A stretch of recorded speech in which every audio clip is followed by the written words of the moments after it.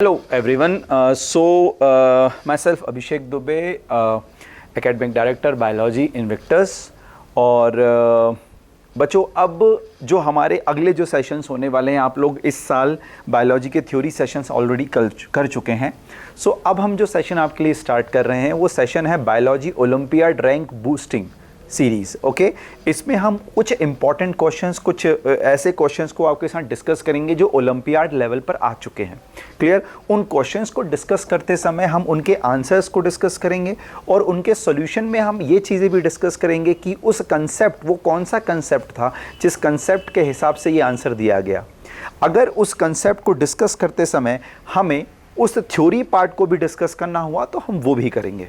Okay, तो बस यहाँ पर एक चीज़ समझिए क्लास, क्या कि थ्योरी ऑलरेडी आपकी प्रिपेयर है, आपको अब क्वेश्चन आंसर कैसे सॉल्व किया जाता है उसको मैं आपको सिखाऊंगा। क्लियर? तो इसके लिए हम ओलंपिक रैंक जो ओलंपियाड रैंक बूस्टिंग सीरीज़ है ये हम स्टार्ट कर रहे हैं। क्लास 1 आज हमारा है। यहाँ पर हम किसी टॉपिक, पर्टिकुलर टॉपिक से रिलेटेड क्वेश्चंस नहीं लेंगे। मैं आपको पहले बता दूँ, यहाँ मैं आपके पूरा जो सिलेबस है उससे रैंडम क्वेश्चंस उठाऊंगा जो पिछले ईयर्स, प्रीवियस ईयर्स में ओलंपियाड में किसी भी ओलंपियाड में आए हैं। ये क्वेश्चन थोड़े से हायर लेवल के होंगे। जो लेवल आपने सॉल्व किया है बिल्कुल हो सकता है उनसे हायर लेवल के हो, लेकिन ये कोई आपका टेस्ट नहीं है। मतलब ऐसा नहीं है कि आपको इसका आंसर देना है और नहीं दिया तो आपका स्कोर कम हो जाएगा। बिल्कुल आप यहाँ पर नॉर्मल लेवल पर क्वेश्चन पढ़िए, उसका आंसर आपको खुद से आता है तो ठीक, नहीं आता है तो फिर मैं जो डिस्कशन करूँगा, मैं जो सॉल्यूशन बताऊँगा उस सॉल्यूशन के हिसाब से उसे प्रिपेयर करिए। ओके, अगर हो सके इसके नोट्स बनाना तो आप नोट्स भी बनाएंगे तो वो भी आपके लिए अच्छा रहेगा, क्योंकि कई बार हम हो सकता है किसी एक क्वेश्चन के थ्रू बहुत सारे टॉपिक्स को भी डिस्कस कर लें, किसी एक पर्टिकुलर टॉपिक को भी डिस्कस कर लें। क्लियर? चलिए, तो हम स्टार्ट करते हैं हमारा पहला क्वेश्चन, जो हमारा पहला पॉइंट है। पहला क्वेश्चन है हमारा, क्या विच of the following is true about osmosis? In which of the following statement, इनमें से कौन सा स्टेटमेंट ऑस्मोसिस के लिए सही है? क्लियर? अब ऑस्मोसिस के बारे में अगर हम डिस्कस करें तो पहले हम एक काम करते हैं, इस क्वेश्चन के आंसर से पहले हम समझते हैं ऑस्मोसिस के बारे में एक बेसिक सी इंफॉर्मेशन, ऑस्मोसिस क्या होती है। ओके, उसको हम क्लियर करते हैं, उसके बाद फिर हम आगे बढ़ते हैं। क्लियर? देखिए, वैसे मैं आपको बता दूं, आपको आंसर लिखते समय, आपको सॉल्यूशन बताते समय आपको वहां पर क्विक लेवल पर आंसर लगाना होगा। एग्जाम में आप इस लेवल पर डिस्कशन नहीं करेंगे जो मैं आपसे कर रहा हूं, ऑब्वियस ही बात है। लेकिन यहां मैं क्यों समझा रहा हूं, हो सकता है आप में से कुछ स्टूडेंट को वो ऑस्मोसिस वाले क्वेश्चन का आंसर समझ आ गया हो सकता है कुछ स्टूडेंट्स को उस ऑस्मोसिस वाले क्वेश्चन में आंसर प्रॉपर पढ़ें, थोड़ा सा सोचें तो शायद वो आंसर दे पाएंगे। कुछ स्टूडेंट्स के साथ हो सकता है कि वो उन्होंने ऑस्मोसिस पढ़ा है लेकिन उनको आंसर समझ में नहीं आ रहा, और ऐसे भी स्टूडेंट हो सकते हैं जिनको ऑस्मोसिस ही समझ में नहीं आ रहा। क्लियर? तो हम एक काम करते हैं, जीरो से स्टार्टिंग तक ऑस्मोसिस के चैप्टर को एक लेवल पर रीड कर लेते हैं, सिंपल सी बात। और रीड करने के बाद फिर हमारा जो भी आंसर है हम उस आंसर को टिक करेंगे। क्लियर? चलिए, बोर्ड पर देखते हैं, ऑस्मोसिस के बारे में समझने की कोशिश करते हैं। Okay, osmosis. क्लियर? ऑस्मोसिस। अब देखिए, ऑस्मोसिस जो है बच्चों, वो एक्चुअली अगर हम बात करें तो सेल मेम्ब्रेन जो होती है हमारी, सेल मेम्ब्रेन होती है, उस सेल मेम्ब्रेन में जो मटेरियल्स का ट्रांसपोर्ट होता है, ट्रांसपोर्ट मतलब कुछ मटेरियल का सेल के अंदर आना और कुछ मटेरियल का सेल के बाहर जाना, ये जो ट्रांसपोर्ट होता है उस ट्रांसपोर्ट का एक मोड होता है, एक टाइप होता है ऑस्मोसिस। तो हम कह सकते हैं कि ऑस्मोसिस से कुछ मटेरियल सेल के अंदर आते हैं और कुछ मटेरियल सेल के बाहर जाते हैं। क्लियर? अब ये जो ट्रांसपोर्ट होता है बच्चों, ये ट्रांसपोर्ट दो टाइप का होता है। कौन से टाइप? ये ट्रांसपोर्ट पहला होता है एक्टिव ट्रांसपोर्ट और दूसरा होता है पैसिव ट्रांसपोर्ट।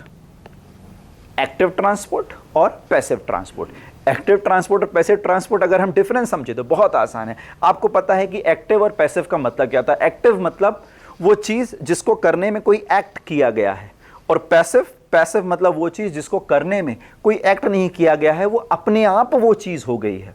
क्लियर? मतलब मैं सिंपल से लेवल पर अगर मैं कहूं तो पैसिव ट्रांसपोर्ट वो ट्रांसपोर्ट है जिस ट्रांसपोर्ट के होने में किसी भी टाइप की एक्सटर्नल एनर्जी की रिक्वायरमेंट नहीं होती, और एक्टिव ट्रांसपोर्ट वो ट्रांसपोर्ट है जिसे करने के लिए एक्स्ट्रा एनर्जी की रिक्वायरमेंट होती है, जैसे एटीपी, एडेनोसिन ट्राइफॉस्फेट। क्लियर? तो एक्टिव ट्रांसपोर्ट और पैसिव ट्रांसपोर्ट। तो पैसिव ट्रांसपोर्ट दो टाइप के होते हैं बच्चों। पैसिव ट्रांसपोर्ट दो टाइप के होते हैं, जिसमें पहला टाइप आता है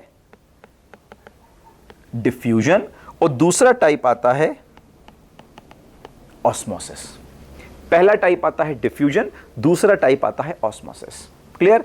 और ऑस्मोसिस, तो अब अगर हम एक अलग क्वेश्चन अगर मैं सॉल्व करूं, चलो वो क्वेश्चन जो इससे पहले मैंने आपसे पूछा था जो पिछली स्लाइड में, उसका आंसर मैंने अभी आपसे डिस्कस नहीं किया, लेकिन अगर मैं आपसे एक क्वेश्चन पूछूं कि in which of the following is type of passive transport, active transport, तो ऑस्मोसिस और डिफ्यूजन को आप किस में रखोगे? Passive transport. ओके, अब बात करते हैं हम जैसे दोनों के लेवल पर बात करते हैं। चलिए सबसे पहले हम पॉइंट डिस्कस करते हैं किस बात को? डिफ्यूजन। चूंकि हम पढ़ रहे हैं तो उसको भी पढ़ लेते हैं, क्या इशू है। सबसे पहले हम बात करते हैं डिफ्यूजन। अब डिफ्यूजन क्या होता है? इसको हिंदी में कहते हैं विसरण। डिफ्यूजन क्या होता है? डिफ्यूजन एक्चुअली किसी एरिया में अगर या किसी पॉट में या किसी कल्चर में कोई भी सॉल्यूट, आपको सॉल्वेंट और सॉल्यूट पता है, कोई भी सॉल्यूट अगर एक तरफ हायर कंसंट्रेशन में है, एक तरफ हायर कंसंट्रेशन में है, तो वो सॉल्यूट अपने आप हायर कंसंट्रेशन से जहां लोअर कंसंट्रेशन है वहां मूव कर जाता है। This is called diffusion. In simple words, we can say diffusion is the process, or diffusion, the process of movement of substance from region of higher water concentration to the region of lower concentration, higher concentration to the region of lower concentration, higher concentration से lower concentration पर जाना, ये है diffusion, solute का। Clear? Example अगर हम बात करें, अगर हम इस लेवल पर बात करें तो इस प्रोसेस को होने में किसी भी टाइप से एनर्जी की रिक्वायरमेंट नहीं होती, अब जैसे मैं आपको एक एग्जाम्पल देता हूं। देखो, डिफ्यूजन की जो प्रोसेस है वो सिर्फ सेल में नहीं होती, वो नॉर्मल लाइफ में भी डिफ्यूजन की प्रोसेस हो जाती है। गैसेस का हायर कंसंट्रेशन से लोअर कंसंट्रेशन की ओर जाना डिफ्यूजन। जैसे हम जब ब्रीथिंग करते हैं तो हमारे लंग्स का जो वॉल्यूम है, ओके, जब हमारे लंग्स, हम जब सांस लेते हैं तो सांस लेना एक्चुअली क्या है? ब्रीथिंग एक्चुअली क्या है? इनहेल करना और एक्सहेल करना। हम लंग्स का साइज छोटा करते हैं। जब हमने लंग्स का साइज छोटा किया, लंग्स का वॉल्यूम कम हुआ। PV = nRT, अगर हम फॉर्मूले के हिसाब से समझें तो प्रेशर वॉल्यूम के इन्वर्सली प्रोपोर्शनल होता है। प्रेशर वॉल्यूम के इन्वर्सली प्रोपोर्शनल होता है। हमारे लंग्स छोटे होते हैं, साइज में उनका वॉल्यूम कम होता है। जैसे ही लंग्स का वॉल्यूम कम होता है, प्रेशर इंक्रीज हो जाता है। लंग्स के अंदर का प्रेशर बाहर के एटमॉस्फेयर के प्रेशर से ज़्यादा हो जाता है। अंदर प्रेशर ज़्यादा, ओके, बाहर प्रेशर कम, हवा तेजी से बाहर निकलेगी, एक्सहेलेशन। सेम, हम लंग्स का साइज इंक्रीज करें, हमारे डायफ्राम की मसल इसमें हेल्प करती है। हम जैसे ही लंग्स का साइज इंक्रीज करते हैं, ओके, जैसे ही हम लंग्स का साइज इंक्रीज करते हैं, लंग्स का वॉल्यूम इंक्रीज होता है। जब वॉल्यूम इंक्रीज होता है तो प्रेशर डिक्रीज होता है। प्रेशर डिक्रीज किससे होता है? प्रेशर बाहर के एटमॉस्फेयर के प्रेशर से डिक्रीज होता है। और बाहर का प्रेशर ज्यादा, अंदर का प्रेशर कम। जब अंदर का प्रेशर कम, बाहर का प्रेशर ज्यादा, हवा तेजी से अंदर आती है। इनहेलेशन और एक्सहेलेशन। आप लोगों ने कभी देखा होगा कि जो परफ्यूम होते हैं, ओके, परफ्यूम की बॉटल्स देखी होगी आपने, क्लियर बॉटल देखी होगी जिसके अंदर परफ्यूम कितना भरा हुआ है, ये आपको समझ में आता है। एक्चुअली वो परफ्यूम को इतने ज़्यादा प्रेशराइज तरीके से भरा गया है कि वो एक्चुअली गैस है जो उसके अंदर आपको लिक्विड फॉर्म में दिख रही है। ये हाईली प्रेशराइज करने पर भरा जाता है। उसके बाद मतलब उस बॉटल के अंदर हाईली प्रेशराइज्ड सेंट परफ्यूम के गैशियस पार्टिकल है जो इतने ज़्यादा प्रेशराइज्ड हैं कि वो लिक्विड फॉर्म में कन्वर्ट हो गए। Same is in LPG, liquid petroleum gas. अब जैसे ही हम परफ्यूम की नॉब दबाते हैं तो अंदर जो हायर कंसंट्रेशन वाला, इसको मैं अगर आपको एक डायग्राम से समझाने की कोशिश करूं, बोर्ड पर देखो, बहुत शानदार चीज है। यह है एक परफ्यूम की बॉटल, इमेजिन कर लेना। क्लियर? इसके अंदर जो परफ्यूम है वो लिक्विड फॉर्म में आपको ऐसे दिख रहा है, और फिर एक छोटी सी स्ट्रॉ ऐसी लगी होगी और यहां पर होगी नॉब। हम रेड कलर से नॉब बनाते हैं, ये है नॉब। ये एक्चुअली अंदर जो परफ्यूम है ये गैशियस है, लिक्विड नहीं है, लेकिन इतना प्रेशराइज करके भरा गया है कि हमको गैशियस दिख रहा है। फिर जैसे ही हम इस नॉब को दबाते हैं, ओके, इस नॉब को दबाते हैं तो अंदर का जो परफ्यूम है जो हाई प्रेशर से अंदर डाला गया था वो बाहर के लो प्रेशर के कांटेक्ट में आता है। जब तक ये नॉब बंद है, बच्चों सुनो ध्यान से, जब तक इस नॉब को बंद रखा गया, हाई प्रेशर लो प्रेशर मर्ज नहीं हुए, मिले नहीं, लेकिन जैसे ही हमने उस नॉब को दबाया, ये हाई प्रेशर लो प्रेशर का एरिया मिल गया, ये दोनों मीडियम मिल गए और तेजी से वो परफ्यूम इस स्ट्रॉ से बाहर निकला और लो प्रेशर में चला गया। तो movement of gaseous particle from high pressure to low pressure, this is also called diffusion. तो ये डिफ्यूजन की प्रोसेस हमारी सेल मेम्ब्रेन में भी होती है, हमारी सेल में भी होती है। तो ये होता है डिफ्यूजन। क्लियर? ये भी एक टाइप का पैसिव ट्रांसपोर्ट मैकेनिज्म में आता है। लेकिन हमारा क्वेश्चन तो ऑस्मोसिस का है। बिल्कुल, हम ऑस्मोसिस भी पढ़ते हैं। अब चूंकि हम एक साथ ट्रांसपोर्ट वाले चैप्टर पर आए थे तो अब हम ऑस्मोसिस पर भी आते हैं। अब ऑस्मोसिस क्या होता है ये समझो। ऑस्मोसिस को समझने के लिए हम एक काम करते हैं, एक डायग्राम बनाते हैं। चलिए, क्या डायग्राम बनाते हैं? एक पॉट लेते हैं। क्लियर? उस पॉट के बीच में हम लगाते हैं semi permeable membrane, SPM, semi permeable membrane. आप सबको पता है जो हमारी सेल मेम्ब्रेन होती है वो सेमी परमिएबल नेचर की होती है। एक होता है परमिएबल, सभी कुछ मूव हो जाए जिससे, एक होता है इम्परमिएबल, कुछ भी मूव नहीं हो सकता उस मेम्ब्रेन के थ्रू, और एक होता है सेमी परमिएबल मेम्ब्रेन, या जिसे हम कहते हैं सेलेक्टिवली परमिएबल मेम्ब्रेन। ओके, अब इसके इस तरफ हम रखते हैं सॉल्यूशन A और इस तरफ रखते हैं सॉल्यूशन B। सॉल्यूशन A जिसमें ये शुगर ऐड की गई है और सॉल्यूशन B इसमें भी शुगर ऐड की गई है। आप डायग्राम से समझ सकते हैं सॉल्यूशन A में शुगर ज्यादा है और सॉल्यूशन B में शुगर कम है। वहीं हम अब वाटर ऐड करते हैं। सॉल्यूशन A में वाटर कम है और सॉल्यूशन B में वाटर ज्यादा है। सॉल्यूशन A में अगर हम इस तरीके से इसको नोट भी करें तो सॉल्यूशन A में शुगर मॉलिक्यूल ज्यादा है तो वाटर मॉलिक्यूल कम है। सॉल्यूशन B में शुगर मॉलिक्यूल कम है तो वाटर मॉलिक्यूल ज्यादा है। क्लियर? वाटर को H2O लिख दिया हमने। अब अगर हम कंसंट्रेशन की बात करें कि कौन सा सॉल्यूशन हाईली कंसंट्रेटेड है, तो कंसंट्रेशन उसका ज्यादा होगा जहां पर शुगर ज्यादा होगी। क्लियर? तो सॉल्यूशन A ये हाईली कंसंट्रेटेड हुआ। हाईली कंसंट्रेटेड को एक और वर्ड दिया जा सकता है क्या? हाईली कंसंट्रेटेड को एक और वर्ड दिया जा सकता है क्या? That is hypertonic. हाइपरटॉनिक, तो सॉल्यूशन A हो गया हाइपरटॉनिक सॉल्यूशन। सॉल्यूशन B, अगर हम सॉल्यूशन B की बात करें, सॉल्यूशन B की बात करें तो सॉल्यूशन B जहां पर शुगर कम है, वाटर ज्यादा है, तो यहां पर कंसंट्रेशन अगर हम देखें तो लो है, ये लोअर कंसंट्रेटेड वाला है। लोअर कंसंट्रेटेड के लिए एक वर्ड यूज हो सकता है हाइपोटॉनिक। क्लियर? तो सॉल्यूशन A हो गया हमारे पास हाइपरटॉनिक, सॉल्यूशन B हो गया हमारे पास हाइपोटॉनिक। क्लियर? और दोनों के बीच में है semi permeable membrane. Semi permeable membrane सिर्फ वाटर के मॉलिक्यूल को मूव करने देगी, वो शुगर के मॉलिक्यूल को मूव नहीं करने देगी। अब ऐसी सिचुएशन कभी अगर बनती है सेल्स के अराउंड, तो क्या होता है कि वाटर मॉलिक्यूल अपने आप जहां उसका कंसंट्रेशन ज्यादा है, मतलब सॉल्यूशन B, वहां से वाटर मॉलिक्यूल मूव होकर जहां उसका कंसंट्रेशन कम है उस तरफ मूव करने लगता है। So we can say the movement of और as the diffusion of water और movement of water in the region of higher concentration, जहां वाटर ज्यादा है उससे higher concentration to region of lower concentration. अगर हम वाटर के कंसंट्रेशन से मैनेज करें तो, पर अगर हम शुगर के लेवल पे बात करें, कंसंट्रेशन शुगर से अगर हम मैनेज करें तो लोअर कंसंट्रेशन से हायर कंसंट्रेशन। फिर से मैं आपको समझाता हूं। देखिए, जहां पर वाटर ज्यादा है वहां से वाटर जहां पर कम है वहां पर अपने आप आ जाता है सेमी परमिएबल मेम्ब्रेन के थ्रू।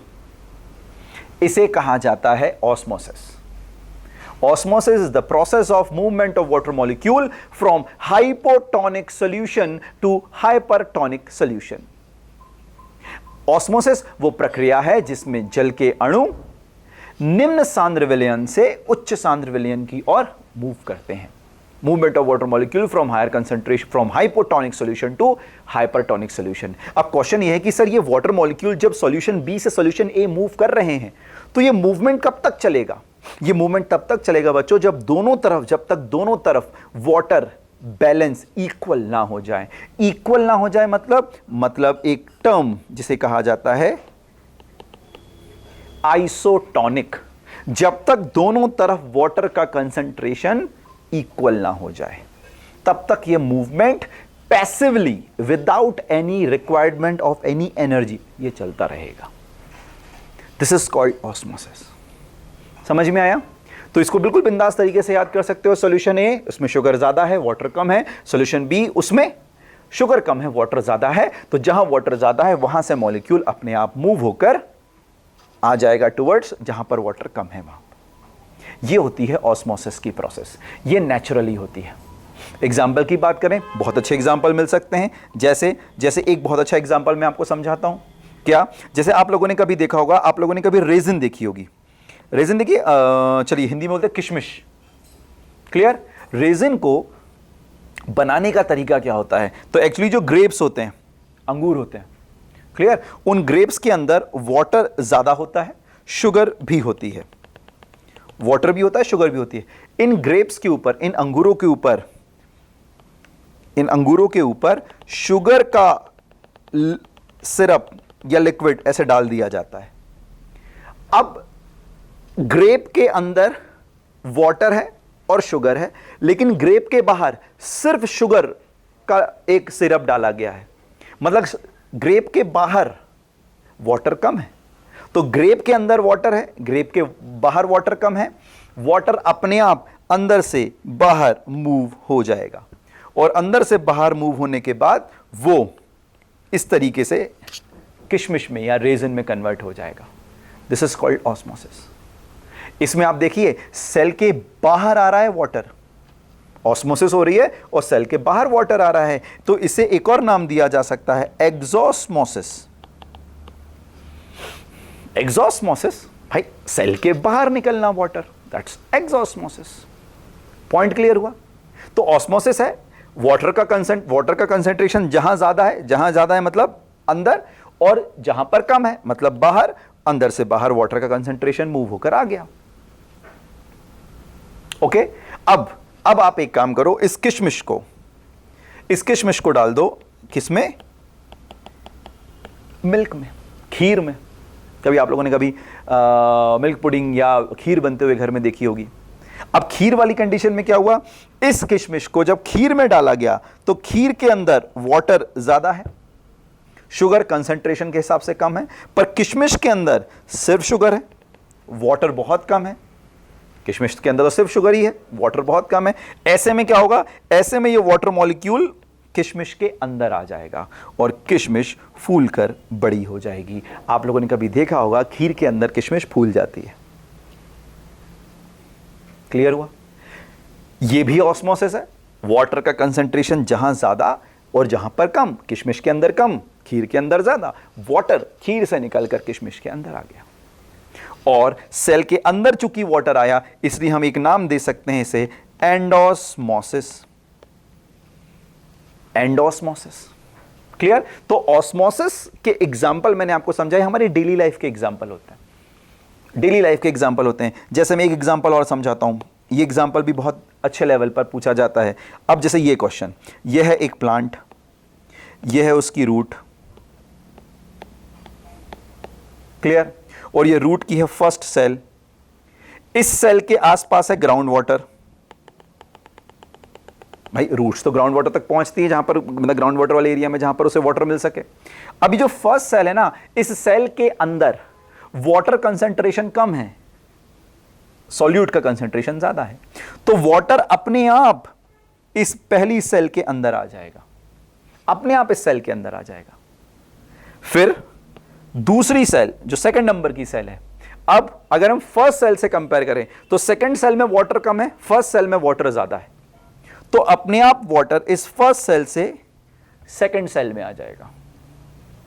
थर्ड सेल की बात करें तो अब थर्ड सेल में सेकंड सेल के कंपैरिजन में वाटर कम है, तो अपने आप वाटर सेकंड सेल से थर्ड सेल में आ जाएगा और ऐसे करते करते वाटर प्लांट के टॉप लेवल तक पहुंच जाएगा। वाटर का मूवमेंट प्लांट में भी ऑस्मोसिस के तरीके से होता है। बहुत अच्छा लाइव एग्जांपल, हम समझ सकते हैं इसको। अब कई बार क्या होता है, कई बार ये होता है क्या कि कुछ फार्मर, कुछ किसान ज्यादा क्रॉप लेने के चक्कर में इस सॉइल में डाल देते हैं फर्टिलाइजर। ये रेड कलर से हमने फर्टिलाइजर बना दिया। तो फर्टिलाइजर डालने से क्या होता है, अंदर का जो वाटर है उसका कंसंट्रेशन हो जाता है कम। अब अगर वाटर का कंसंट्रेशन ज्यादा होगा तो वाटर सेल के अंदर पहुंच जाएगा, लेकिन अगर वाटर का कंसंट्रेशन कम होगा तो वाटर सेल से बाहर आ जाएगा। मतलब वाटर को रूट की सेल में जाना था जिससे वो ऊपर तक पहुंच जाता, वाटर रूट की सेल से बाहर आ गया क्योंकि आपने जो वाटर आपके सॉइल में था उसमें फर्टिलाइजर, पेस्टिसाइड इतने डल गए कि वाटर का कंसंट्रेशन ही चेंज हो गया और वाटर अंदर आने की जगह बाहर निकल गया और रूट मर गई। रूट के अंदर से वाटर निकल गया, रूट मर गई। रूट मर गई, प्लांट को पानी नहीं पहुंचा। इसलिए एक्स्ट्रा फर्टिलाइजर या एक्स्ट्रा पेस्टिसाइड डालने से क्रॉप खराब हो जाती है। पॉइंट समझ में आया?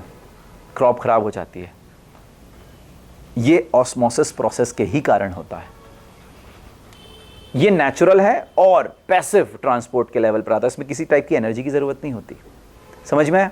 आप लोगों ने कई बार ऐसा देखा होगा। इसका और अच्छा एग्जांपल बताता हूं, बहुत जेन्युइन एग्जांपल जो हम सब ने किया है। अब सब कब को कभी वो हुआ है सोर थ्रोट, गले में कभी इन्फेक्शन होता है ना गला खराश करता रहता है, बैक्टीरियल इन्फेक्शन भी हो सकता है कई बार।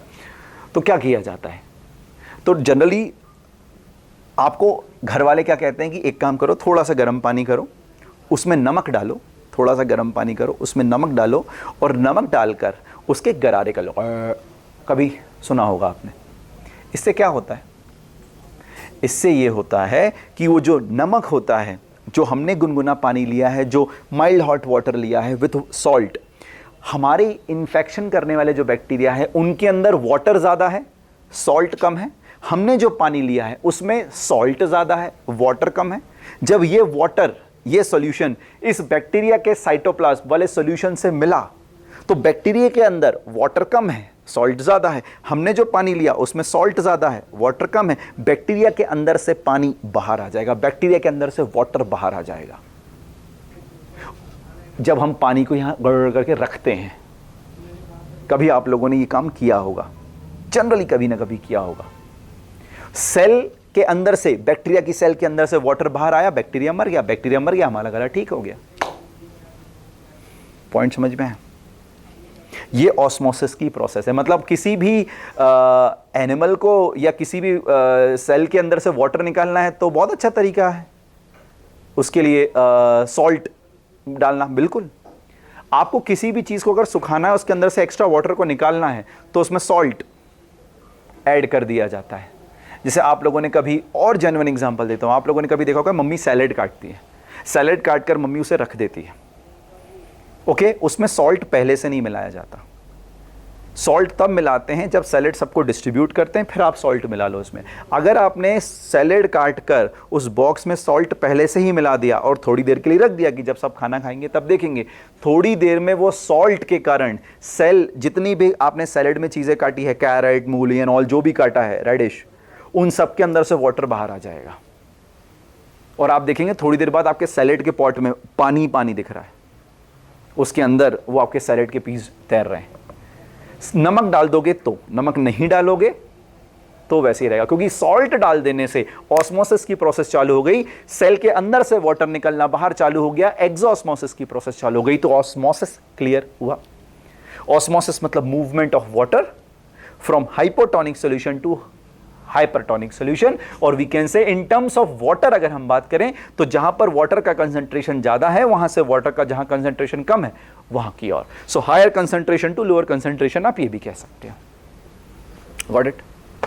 ऑस्मोसिस कितने टाइप का होता है अगर ये क्वेश्चन पूछा जाए तो ऑस्मोसिस दो टाइप का होता है, एक्सोऑस्मोसिस एंड एंडोऑस्मोसिस। क्लियर। एक और टाइप होता है ऑस्मोसिस का, चूंकि वो एक्टिव नहीं, वो पैसिव नहीं, वो एक्टिव ट्रांसपोर्टेशन के लेवल पर चला जाता है, क्योंकि वो नेचुरल नहीं, अननेचुरल तरीके से होता है, और वो होता है रिवर्स ऑस्मोसिस।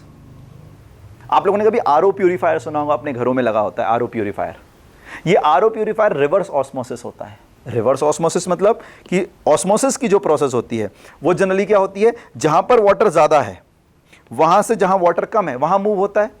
अगर वाटर यहां से यहां मूव होने लगे तो, उल्टी प्रोसेस होने लगे तो, ये होती है रिवर्स ऑस्मोसिस। इसके लिए मशीनरी यूज की जाती है। ऑब्वियस ही बात है, एक्टिव ट्रांसपोर्ट के लेवल पर जाएगा, वो नेचुरल पैसिव ट्रांसपोर्ट नहीं होता।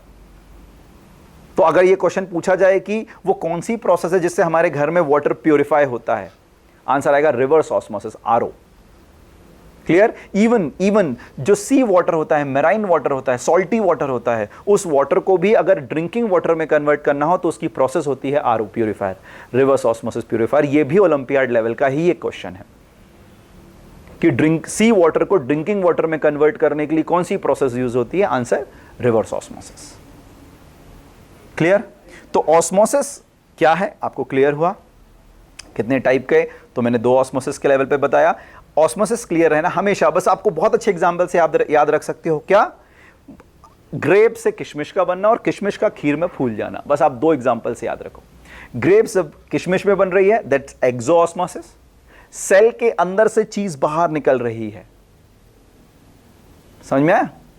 और मतलब सेल पिचक जाएगी, पिचकू हो जाएगी। और एंडोऑस्मोसिस, सेल के अंदर वाटर जा रहा है, सेल फूल जाएगी, एंडोऑस्मोसिस। डन। चलिए अब हम उस क्वेश्चन पर आते हैं, उस क्वेश्चन को सॉल्व करते हैं। भैया वो क्वेश्चन क्या था, तो क्वेश्चन था which of the following is true about. Clear. तो ट्रू अबाउट में पहला ऑप्शन पढ़ते हैं, movement of water molecule from higher concentration to lower concentration. Next, movement of water molecule from lower concentration to higher concentration, movement of water molecule from higher pressure to lower pressure। तो pressure की बात तो यहां पर है ही नहीं, concentration की बात होती है। नो कंसंट्रेशन रिक्वायर्ड, ये वाला ऑप्शन भी कट गया। अब एक ही ऑप्शन बचा, क्या, जहां पर पानी ज्यादा है वहां से जहां पानी कम है। Answer will be A, movement of water molecule from higher concentration to lower concentration. पर इस एक आंसर से हमने पूरे ऑस्मोसिस के चैप्टर को समझ लिया। क्लियर। इससे यह भी समझ में आ गया क्या, कि ऑस्मोसिस की प्रोसेस के कारण ही हमारा गला ठीक होता है वो गरारे करने से। और अब समझ में आया कि क्यों कहा जाता है कि आपके टूथपेस्ट में नमक है। क्लियर। क्योंकि वो सॉल्ट आपके माउथ में जितने भी बैक्टीरिया रात में बने होंगे जब आप सोए थे, उन सारे बैक्टीरियाज को मारने में हेल्प करता है। कैसे, उनके अंदर से वाटर का कंसंट्रेशन, वाटर का ऑस्मोसिस करा के आपके टूथपेस्ट में नमक है। क्लियर। याद रखना, एक छोटा सा कंसेप्ट है, डेली लाइफ से जुड़ा हुआ है। बस दिक्कत इस बात की है कि हमने उस कंसेप्ट को कभी जिया नहीं है। वैसे एक बार अगर हम लाइफ में अच्छे से उसको समझ लेंगे, अब हमेशा हमको याद रहेगा, यार ये तो ऑस्मोसिस हो रही है। क्लियर।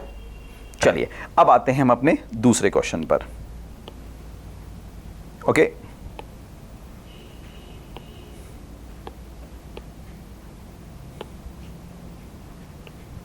ओके, सेकंड क्वेश्चन पर आते हैं। 1 सेकेंड, हम एक एक करके एक कंसेप्ट के हिसाब से क्वेश्चन को डील कर रहे हैं।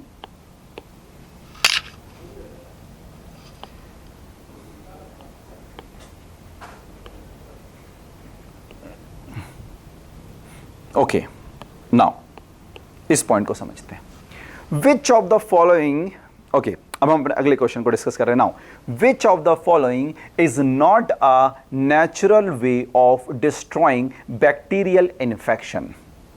अब पहले इस क्वेश्चन को समझते हैं। Not a natural way, natural way मतलब समझ गए कि भैया हमारी बॉडी में अपने आप जो भी हो रहा है वो नेचुरल वे है, और हमारी बॉडी जो काम नहीं कर रही है वो आर्टिफिशियल या मैन मेड लेवल पर कहा जा सकता है। क्लियर। अच्छा, बैक्टीरियल इन्फेक्शन को डिस्ट्रॉय करना, बैक्टीरिया को डिस्ट्रॉय करना हमारी बॉडी के में, बॉडी में या बॉडी का, इसी को हम कहते हैं हमारी 1 सेकेंड, इसी को कहते हैं हम अपनी इम्यूनिटी। यही होती है इम्यूनिटी, प्रतिरक्षण तंत्र, जो हमारा प्रतिरक्षा तंत्र है वो। तो हमारा जो इम्यून सिस्टम है, क्लियर, इसमें हम ये समझ लेते हैं कि भैया कौन सा नेचुरल है और कौन सा आर्टिफिशियल, कौन सा एक्वायर्ड। क्लियर, कौन सा नेचुरल कौन सा आर्टिफिशियल, इसको लेवल पर समझते हैं, फिर हम आसानी से इस क्वेश्चन को सॉल्व करेंगे और इस क्वेश्चन के जैसे और भी कोई क्वेश्चन होंगे तो हम उसको भी सॉल्व कर लेंगे।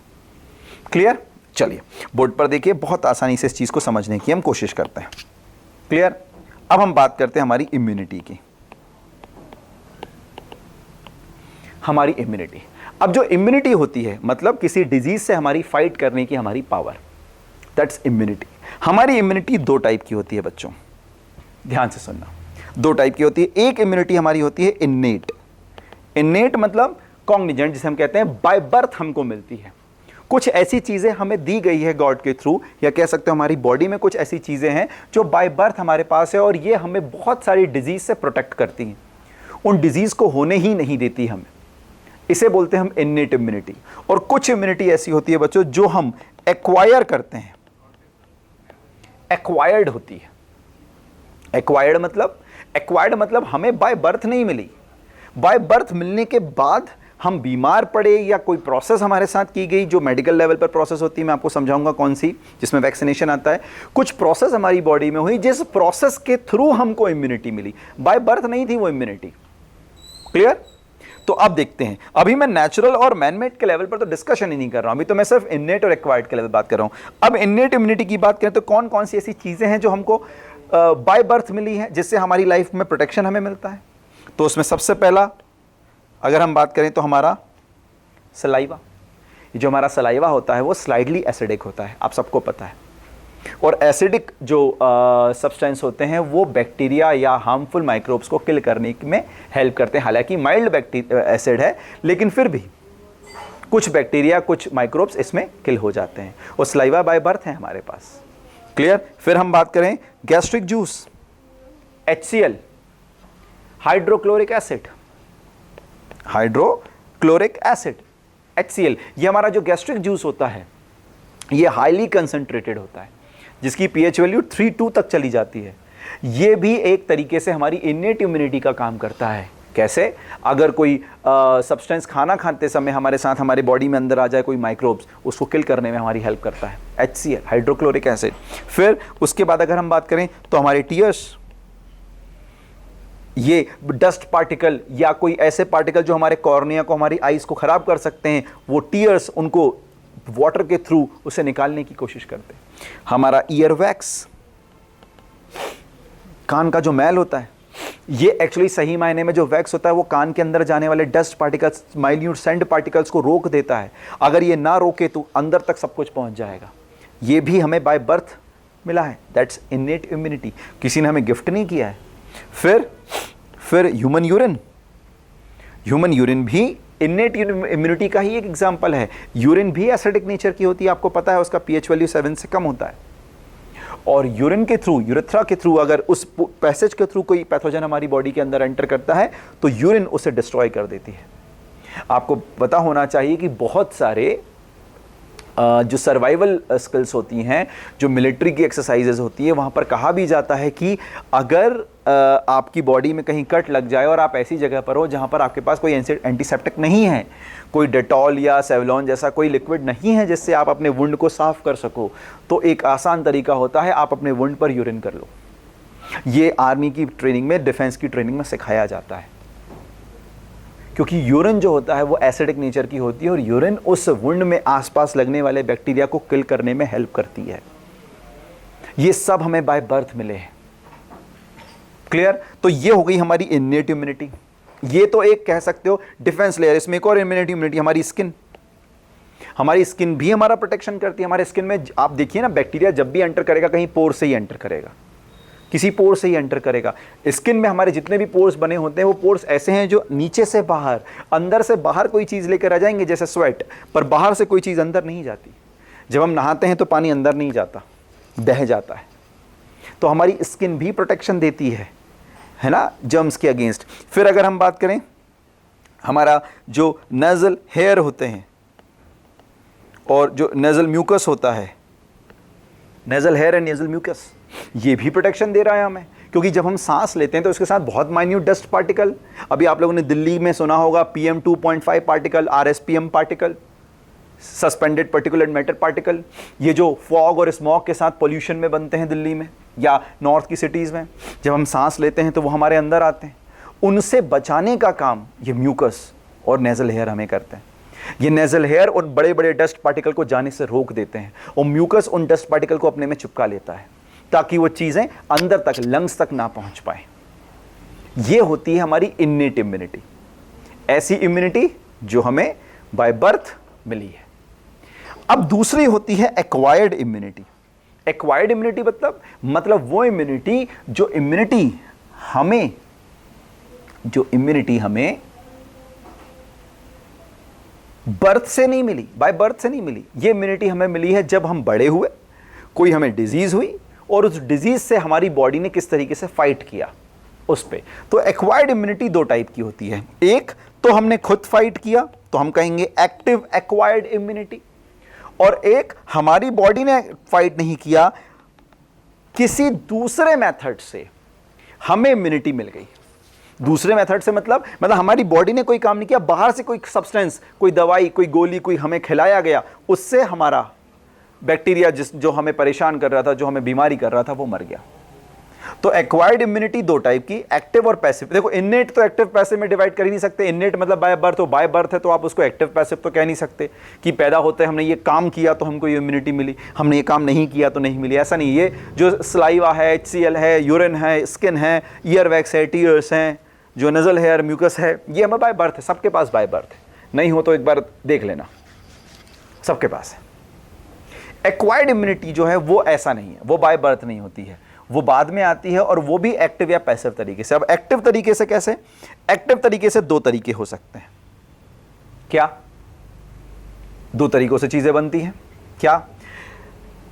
कैसे? मतलब एक्टिव में भी अगर हम डिवीजन करें तो एक तरीका तो ये होता है कि बच्चा कहीं पर खेल रहा था, उसे लोहे से कट लगा, टिटेनस का जो बैक्टीरिया था, टिटेनी, उसका इन्फेक्शन हुआ, बच्चे को इन्फेक्शन हुआ, बच्चे के अंदर WBCs ने फाइट किया और स्पेशल एंटीबॉडीज बनी, और वो एंटीबॉडीज ने एक इम्यूनिटी प्रोवाइड कर दी। कई बार ऐसा होता है कि एक बार हमें वो बीमारी होती है, जैसे स्मॉल पॉक्स, छोटी माता आपने कभी सुना होगा, इसके अलावा स्मॉल पॉक्स, चिकन पॉक्स के बारे में आपने सुना होगा। ये पैथोजन हमारी बॉडी में एंटर करते हैं, हमारी WBC और उसकी जो फाइटर सेल्स होती है, आप सबने नाम सुना होगा, हम एक अलग से चैप्टर पढ़ेंगे, आगे कुछ क्वेश्चन आएंगे तो उसमें देखेंगे। T4 cells, TC cell, cytotoxic cell, macrophage cell, phagocytosis जिसमें होता है ना, वो मैक्रोफेज सेल, फिर IgG, IgA, IgM, IgE, IgDA special antibodies होती है, आपने सुना होगा इनके बारे में। ये सब काम करते हैं जब कोई पैथोजन हमारी बॉडी के अंदर एंटर करता है। तो एक तो एंटीबॉडीज के थ्रू हो जाता है कि हम खेलने गए, बीमार हुए और एंटीबॉडीज हमारे अंदर बन गई। दूसरा तरीका क्या होता है कि हम खेलने नहीं गए, पैथोजन को वीक करके, माइक्रोब को पैथोजेनिक प्रॉपर्टी उसकी रिमूव करके उसे हमारे अंदर जानबूझ के डाला गया और फिर हमारी बॉडी ने इम्यूनिटी प्रोवाइड करी। क्लियर? ये बाय बर्थ नहीं था। तो एक तो हम खुद गए, बीमार पड़े, कुछ गलत खा लिया, बीमार पड़े और इम्यूनिटी हमको मिल गई, दैट्स एंटीबॉडीज के तरीके से जो मिलती है। दूसरा होता है वैक्सीनेशन। जो वैक्सीनेशन होता है ना बच्चों, वो एक्चुअली एक्टिव एक्वायर्ड इम्यूनिटी है। कैसे एक्टिव एक्वायर्ड इम्यूनिटी है? देखो, बाय बर्थ हमको नहीं मिली तो एक्वायर्ड हो गई। दूसरा, उसमें पैथोजन हमारे अंदर डाला गया, हमारी बॉडी ने फाइट किया, फाइट करने के बाद उसके अगेंस्ट वेपन बनाए, ऐसे वेपन बनाए कि दोबारा वो बैक्टीरिया कभी हमारे अंदर एंटर हो जाए तो हमें प्रॉब्लम ना हो। जैसे कोरोना की वैक्सीन को लेकर काम चल रहा है। कोरोना की वैक्सीन में क्या किया जाएगा? कोरोना के जो वायरस हैं या उस वायरस से रिलेटेड जो रिलेट करते हुए वायरस है, उनको इनएक्टिव फॉर्म में डाला जाएगा। जब उनको इनएक्टिव फॉर्म में डाला जाएगा तो हमारा इम्यून सिस्टम उसके लिए रिस्पॉन्स करेगा। एक्टिव मतलब रिस्पॉन्स करेगा। जब वो रिस्पॉन्स करेगा, उसको मारने के लिए या उस कह सकते हो मरे हुए को मारने के लिए, क्योंकि इनएक्टिव करके ही पैथोजन डाला गया है, कोरोना का वायरस इनएक्टिव करके ही डाला गया है, तो उस मरे हुए बैक्टीरिया को या मरे हुए वायरस को मारने के लिए हमारा इम्यून सिस्टम काम करेगा, और काम करने में उस मरे हुए को मार तो देगा, लेकिन एक मेमोरी सेल बन जाएगी, एक क्लोन सेल बन जाएगी, जिससे आगे कभी हमको कोरोना नहीं होगा। मतलब आगे कभी कोरोना का वैक्सीन, कोरोना का वायरस हमारी बॉडी के अंदर एंटर हुआ तो ये पहले से जो इम्यून सेल्स हमारी बैठी हुई हैं वो तैयार हैं उसको मारने के लिए। ये होता है वैक्सीनेशन। क्लियर? वैक्सीनेशन में और ड्रग में एक तरीका, एक डिफरेंस होता है बहुत बड़ा बच्चों, याद रखना। एक बोला जाए ना, precaution is better than cure. Okay, एक टर्म चलता है प्रिवेंटिव और प्रिवेंटिव, मैं समझा देता हूं क्या। एक होता है बीमार होने से पहले तैयारी करना कि हम बीमार ही ना पड़ें, और दूसरा होता है बीमार होने के बाद काम करना कि अब बीमार तो पड़ गए, अब क्या करें कि ये बीमारी चली जाए। तो वैक्सीनेशन प्रिवेंटिव तरीका होता है कि बीमार पड़ना ही नहीं है हमको, बीमार नहीं पड़ना है, कोरोना नहीं हो हमको, इसलिए कोरोना की वैक्सीन पहले लगा ली जाए। तो वैक्सीनेशन में क्या होता है, हमारी बॉडी काम करती है, प्रॉपर एंटीबॉडीज बनाती है, लेकिन अलग से डाला गया, बाय बर्थ नहीं आया, इसलिए एक्वायर्ड। तो सर ऐसा क्या तरीका हो सकता है कि हमारी बॉडी काम ही ना करे, मतलब पैसिव, हमारी बॉडी काम ही ना करे और बैक्टीरिया मर जाए। सर आपने एक्टिव में बताया कि सर एंटीबॉडीज काम करती है, वैक्सीनेशन में भी हमारी बॉडी काम करती है। सर ऐसा भी हो सकता है कि हमारी बॉडी काम ही ना करे और बैक्टीरिया मर जाए? बिल्कुल हो सकता है। कैसे? एंटीबायोटिक, जो एंटीबायोटिक्स होती हैं वो एक्चुअली क्या होती है बच्चों, वो यही तो होती है कि आपकी बॉडी काम नहीं कर पा रही है, आपकी बॉडी, आपका इम्यून सिस्टम इतना रिस्पांस नहीं दे पा रहा है, जिस कारण वो बैक्टीरिया नहीं मर पा रहा है या वो माइक्रोब नहीं मर पा रहा है। तो डॉक्टर ने अलग से आपको एक टैबलेट, एक सिरप के फॉर्म में आपको एक मेडिसिन दी, एक ड्रग दिया, जिसे कहा जाता है एंटीबायोटिक, और उस एंटीबायोटिक ने फिर उस माइक्रोब्स को मारा। आपने नहीं मारा, आपकी बॉडी ने काम नहीं किया, उस दवाई ने काम किया।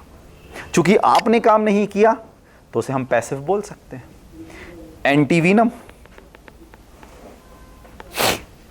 एंटीवीनम, एंटीवीनम मतलब सांप ने आपको काटा, सांप का वीनम आपके अंदर आया, अब उसको मारने के लिए आपको डॉक्टर ने इंजेक्शन लगाया एंटीवीनम। यह पैसिव एक्वायर्ड इम्यूनिटी है। समझ में आया? आपको बीमारी से तो छुटकारा मिल गया, उस सांप ने जो काटा था उससे तो आपको छुटकारा मिल गया, लेकिन आपकी बॉडी ने वर्क नहीं किया था, आपकी बॉडी ने वर्क नहीं किया था, वर्क उस दवाई ने किया था। That's antibiotic, antivenom. समझ में आया? तो वैक्सीनेशन हुआ, एंटी बॉडीज का हुआ, ये नेचुरल तरीके से आती है, ये नेचुरल तरीके से आती है। क्लियर? इसमें एक और आता है हमारे पास नेचुरल तरीके से, अगर हम उसको माने तो वो मदर मिल्क के थ्रू हमको मिलता है, आईजीएम और आईजीए और कुछ एंटीबॉडीज हमको मिलती है, वो मदर मिल्क से हमको मिल जाती है। तो अब हम उस क्वेश्चन को सॉल्व करते हैं, जो क्वेश्चन हमसे पूछा गया था, हम उस क्वेश्चन पर आते हैं। 1 सेकेंड,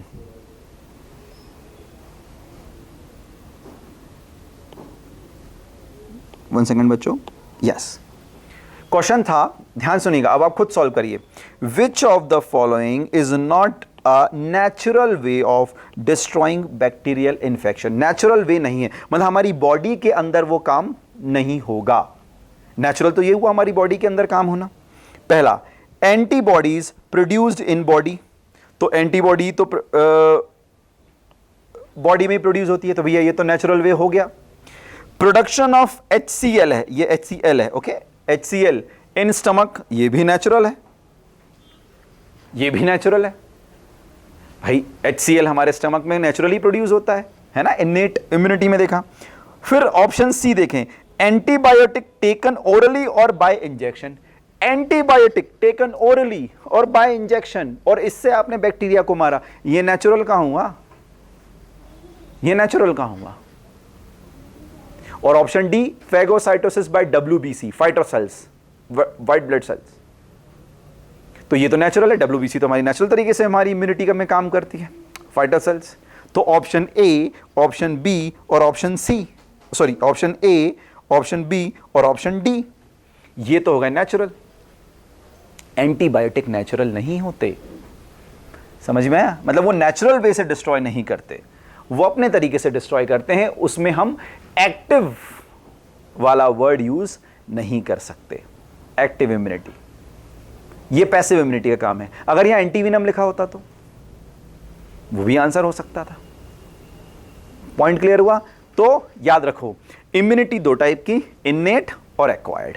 एक्वायर्ड भी दो टाइप की, एक्टिव और passive.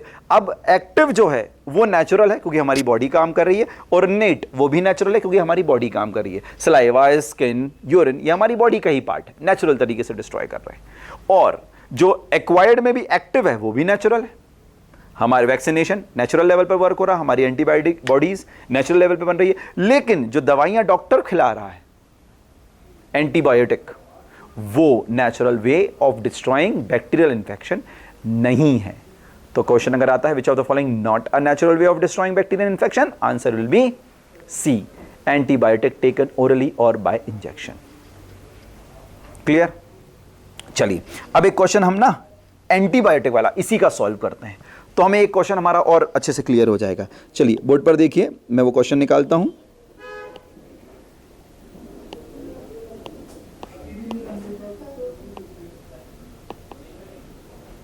Yes, which antibiotic is extracted from fungi या फंगी, कवक हिंदी में कहते हैं। अब क्वेश्चन ये है, पॉइंट ये है, ध्यान से सुनिए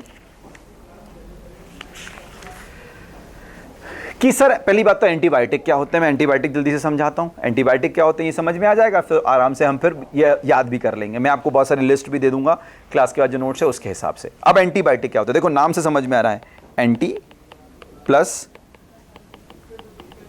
बायोटिक। बायोटिक मतलब लिविंग, कोई लाइफ, सेल है ना। एनवायरनमेंट में पढ़ते हैं बायोटिक, ए बायोटिक फैक्टर, तो ए बायोटिक फैक्टर हो गया लाइट, टेम्परेचर, रेन, ह्यूमिडिटी, है ना, ह्यूमिडिटी। बायोटिक फैक्टर में आता है प्लांट, एनिमल्स। तो किसी भी लाइफ के अगेंस्ट एंटीबायोटिक, ये समझ में आ गया। अब क्या होता है समझो, एक्चुअली नेचर में क्या होता है बच्चों, ध्यान से सुनना, हर एक ऑर्गेनिज्म अपने मोनोपोली, अपना एक डोमिनेंस बनाना चाहता है, ठीक है। और वो डोमिनेंस बनाने के लिए वो क्या करता है, जिस कल्चर में उसे लगाया गया है उस कल्चर में वो ग्रोथ करता है। और ये मैं एग्जांपल फिर से इसको बनाते हैं हम, 1 सेकेंड।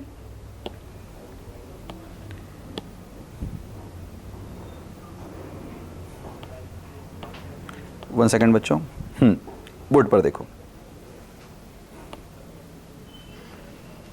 ओके, एक कल्चर है, उस कल्चर के हमने अंदर एक बैक्टीरिया को ग्रो करवाया। ये वाइट कलर से हम एक बैक्टीरिया बना रहे हैं, इस बैक्टीरिया का नाम है ए बैक्टीरिया। क्लियर? फिर हमने एक दूसरा कल्चर बनाया और दूसरे कल्चर में हमने एक दूसरा बैक्टीरिया रखा जिसका नाम है बी बैक्टीरिया, एग्जाम्पल। अब हमने बी बैक्टीरिया को, कुछ बी बैक्टीरिया को इस ए बैक्टीरिया के अंदर डाल दिया, कुछ बी बैक्टीरिया को ए बैक्टीरिया की जो कॉलोनी जिसमें ए बैक्टीरिया ही रह रहे थे वहां डाल दिया। अब ये जो ए बैक्टीरिया है ना बच्चों, ये ए बैक्टीरिया इस बी बैक्टीरिया का अपोज करेगा। भाई उसकी कॉलोनी में तुम घुसे कैसे? ये बैक्टीरिया भी करते हैं, ये एनिमल भी करते हैं। बहुत सारे एनिमल्स आपने देखा होगा, डॉग हुए, कैट हुए, लायंस हुए, लेपर्ड हुए, ये सब अपनी टेरिटरी बनाते हैं यूरिन करके। वो यूरिन कर देते हैं उस एरिया में जहां पर उनकी टेरिटरी है, कोई दूसरे डॉग को पता चल जाता है ये किसी और डॉग की टेरिटरी है। ये काम होता है। सेम बैक्टीरिया भी करते हैं। बैक्टीरिया क्या करते हैं, तुरंत इस बी बैक्टीरिया को मारने वाला काम करेंगे और वो तुरंत एक केमिकल निकालेंगे। ये रेड कलर से मैं केमिकल बना रहा हूं, केमिकल निकालेंगे, इस केमिकल से बी बैक्टीरिया को मार देंगे। अब हमने ये रेड केमिकल निकाल लिया, हमें पता है इस केमिकल से ये बी बैक्टीरिया मरा है। मतलब ए बैक्टीरिया ने एक केमिकल बनाया जिस केमिकल से बी बैक्टीरिया मर गया। मतलब बी बैक्टीरिया के अगेंस्ट ये केमिकल हो गया, ठीक। अब सपोज कभी मुझे ये बी बैक्टीरिया का इन्फेक्शन हो, ये जो बी बैक्टीरिया ना ग्रीन कलर का, इसका इन्फेक्शन हुआ, ये मेरी बॉडी के अंदर आ गया। अब मेरी बॉडी इसको नहीं मार पा रही है, तो अगर मुझे ये सी केमिकल, ये जो केमिकल है, इसका इंजेक्शन दे दिया जाए तो वो बी बैक्टीरिया मर जाएगा जो मेरी बॉडी के अंदर है? बिल्कुल, क्योंकि वो सी केमिकल से ए ने भी तो मारा था उसको, मैं भी मार दूंगा। ये केमिकल उस बी बैक्टीरिया को मारने वाली एक एंटीबायोटिक है। Antibiotic, we can say antibiotic are the chemicals that produced by one microorganism to kill another microorganism. ये एक माइक्रो ऑर्गेनिज्म ने बनाई है दूसरी माइक्रो ऑर्गेनिज्म को मारने के लिए। फायदा हमारा, हमने उसे एक्सट्रैक्ट कर लिया। तो इसमें एक एंटीबायोटिक बहुत फेमस होती है जिसे कहा जाता है पेनिसिलिन। आपने नाम सुना होगा कभी, पेनिसिलिन। पेनिसिलिन जो एंटीबायोटिक है वो एक फंगस जिसका नाम है पेनिसिलियम, उससे एक्सट्रैक्ट की जाती है। समझ में आया? पेनिसिलियम, उससे एक्सट्रैक्ट की जाती है। तो इस क्वेश्चन का आंसर फंगाई के हिसाब से आंसर आएगा बी। जो स्ट्रेप्टोमाइसिन है वो स्ट्रेप्टोमाइसिन ग्रेशियस, उससे एक्सट्रैक्ट की जाती है, एक बैक्टीरिया है। क्लोरोमाइसिटिन है, क्लोरोमाइसिटिन जो है वो क्लोरोफेनिकॉल बैक्टीरिया, उससे एक्सट्रैक्ट की जाती है। फिर जो फ्रेमिसाइटिन है, ऑप्शन डी में जो लिखा हुआ है फ्रेमिसाइटिन, फ्रेमिसाइटिन स्ट्रेप्टोमाइसिन माइसिस फ्रेडाई, उससे एक्सट्रैक्ट की जाती है। तो फंगस से एक्सट्रैक्ट की जाने वाली एंटीबायोटिक है पेनिसिलिन। इस पेनिसिलिन की डिस्कवरी सर अलेक्जेंडर फ्लेमिंग ने की थी ड्यूरिंग सेकेंड वर्ल्ड वॉर। ये पेनिसिलिन बहुत फेमस हुई थी and for that he received Nobel prize for physiology in 1945। Sir Alexander Fleming. Clear? तो एंटीबायोटिक वाला फंडा क्लियर हुआ कि एंटीबायोटिक क्या होती है, और वो नेचुरल वे वाला फंडा क्लियर हुआ। ठीक, चलिए अब हम अपने अगले क्वेश्चन पर आते हैं। देखते हैं अगर कोई और क्वेश्चन हमारा इस एंटीबॉडी या एंटीबायोटिक वाले सिस्टम से जुड़ा होगा तो हम उसको भी सॉल्व करते हैं। क्लियर? चलिए यहां पर बोर्ड पर देखते हैं, कोई अगर ऐसा मिलता है सब तो मैं आपको वो भी सॉल्व करवाता हूं। चलिए इस क्वेश्चन को हम देखते हैं। विच सब्सटेंस, अब आप खुद सॉल्व करने की कोशिश करिए। Which substance is or are produced within an organism, within an organism to prevent the spread of microorganism. Produced within an organism, अंदर आता, हमारी बॉडी के अंदर ही प्रोड्यूस होता है विद इन एन ऑर्गेनिज्म। तो with in an organism में antibiotic तो नहीं हो सकता क्योंकि एंटीबायोटिक तो बाहर से ली जाती है। क्लियर? एंटीसेप्टिक भी नहीं हो सकते, डेटॉल एंड सेवलॉन एंटीसेप्टिक्स, ये भी बाहर से लगाए जाते हैं। हां, एंटीबॉडीज याद करो, इम्यूनिटी में मैंने एक्वायर्ड, एक्टिव एक्वायर्ड इम्यूनिटी में बताया था, हमारी बॉडी के अंदर प्रोड्यूस होती हैं एंटीबॉडीज। यस, एंटीबॉडीज इसका आंसर है। Which substance is or are produce within an, बस आप इतना समझ लो कि कौन सी चीज बॉडी के अंदर प्रोड्यूस हो रही है और कौन सी चीज बॉडी के बाहर हमको दी जा रही है। दोनों बैक्टीरिया को मारने का काम कर रही है, दोनों पैथोजन को किल करने का काम कर रही है, दोनों हमारी बीमारी को ठीक करने का काम कर रही है, लेकिन एक बॉडी के अंदर से ही और एक बॉडी के बाहर से। जो बॉडी के अंदर से कर रही है हम उसे कहेंगे एक्टिव, और जो बॉडी के बाहर से कर रही है हम उसे कहेंगे पैसिव। इस क्वेश्चन को अगर मैं दूसरे तरीके से पूछूं तो कह सकता हूं ना, विच of the following is an example of active acquired immunity, तो भी आप आंसर दे सकते हो एंटीबॉडीज, क्योंकि ये एक्टिवली वर्क होती है, हमारी बॉडी खुद काम करती है इसमें। एंटीबायोटिक एक्टिवली वर्क नहीं है। डन?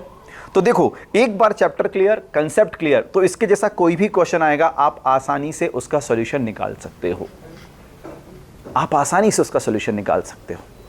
क्लियर?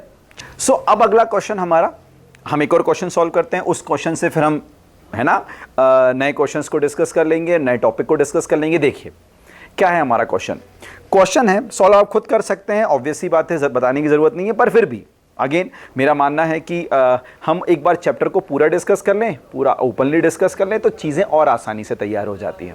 क्लियर? चलिए क्वेश्चन है, which of the following is a natural process plays a role in nitrogen cycle.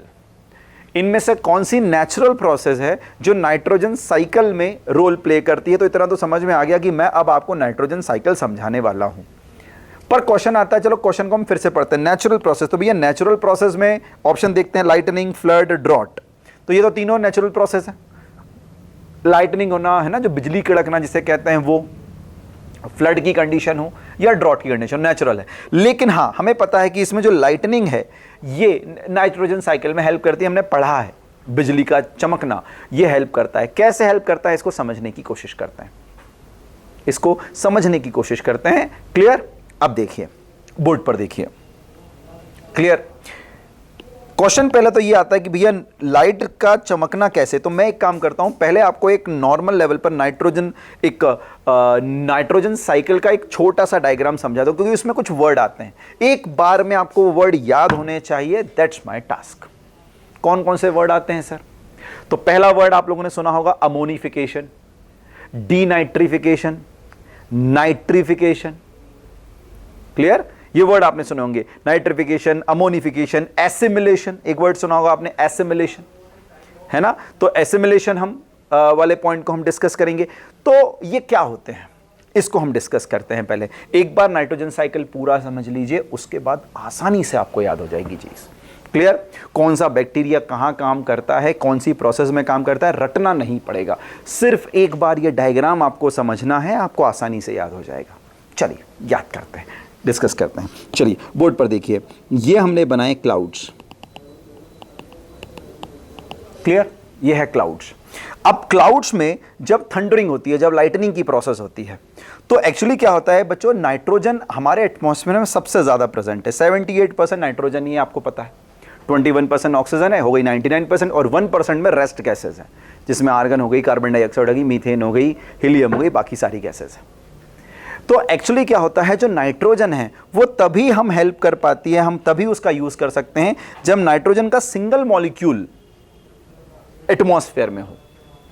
But दिक्कत यह है कि नाइट्रोजन N2 के फॉर्म में रहती है और बहुत स्ट्रॉन्ग बॉन्ड होता है दोनों के बीच में। इन दोनों के बीच में स्ट्रॉन्ग बॉन्ड को ब्रेक करने के लिए चाहिए होती है हाई हीट, एक्स्ट्रा टेम्परेचर। और ये हीट और ये टेम्परेचर प्रोवाइड कराता है लाइटनिंग। जो बिजली कड़कना होता है ये प्रोवाइड कराता है बच्चों, क्या ये प्रोवाइड कराता है? वो टेम्परेचर, वो हीट, जिससे नाइट्रोजन, कह सकता हूं मैं, N2 से नाइट्रोजन के मॉलिक्यूल, सिंगल मॉलिक्यूल में कन्वर्ट होती है। अब ये मॉलिक्यूल ऑक्सीजन से रिएक्शन करके कन्वर्ट होता है नाइट्रेट के आयन में, नाइट्रेट आयन। ओके, एक्चुअली ये नाइट्रिक एसिड है, HNO3। इसमें हाइड्रोजन को हटाकर हमने एक नेगेटिव पॉइंट, है ना, नेगेटिव साइन लगाया है। ये तो आपको पता है केमिस्ट्री के थ्रू, ये बताने की जरूरत नहीं है। इसे हमने नाम दिया नाइट्रेट। क्लियर? अब ये जो नाइट्रेट है, जो एक्चुअली कैसे बना होगा, ये नाइट्रोजन थी N2, लाइटनिंग हुई, टेम्परेचर उस N2 से नाइट्रोजन में कन्वर्ट हुआ, नाइट्रोजन की ऑक्सीजन से रिएक्शन हुई और नाइट्रोजन और ऑक्सीजन ने मिलकर बनाया नाइट्रेट। ये नाइट्रेट को, इस नाइट्रेट को डायरेक्ट यूज कर सकते हैं प्लांट्स। इस नाइट्रेट को यूज करते हैं प्लांट्स, और प्लांट से ये एनिमल दोनों में पहुंचता है। क्लियर? नाइट्रेट से। अच्छा, इस नाइट्रेट से, ये जो नाइट्रेट होता है, जो सॉइल में नाइट्रेट बना है, इस नाइट्रेट से, क्लियर, इस नाइट्रेट को डायरेक्ट, ओके, एटमॉस्फेरिक